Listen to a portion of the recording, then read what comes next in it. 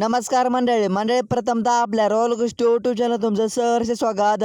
मंडळी आपला सर्वांचा लाडका बिंजोडचा बेताज बादशाह राहुलभाई पाटील यांचा मथुर 1001 आता नक्की कोणत्या मैदानामध्ये आपल्याला पाहताना दिसणार आहे व्हिडिओच्या माध्यमातून आपण जाणून घेणार आहोत। तर चला मग मंडळी, बरेच दिवस झाले आपला सर्वांचा लाडका बिंजोडचा बेताज बादशाह मथुर 1001 आता आरामावर आहे।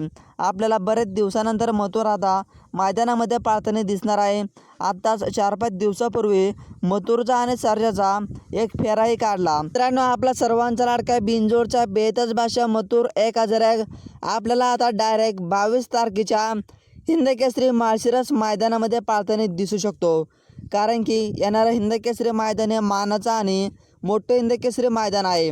मागच्या वर्षी हिंदकेसरी सर्जाने आणि हिंदकेसरी मथुरने पळून त्या मैदानामध्ये धमाके केलता आणि प्रथम क्रमांकाचे मानकरी झाले।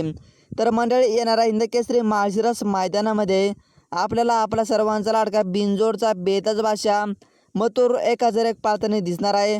100% येणाऱ्या 22 तारखेला माळशिरस मैदानामध्ये मथुरचा आपल्याला चांगला दणदणीत कॉमबॅक बघायला मिळेल। तर बघूया येणाऱ्या माळशिरस मैदानामध्ये मथुर कसा धुमाकूळ घालतो।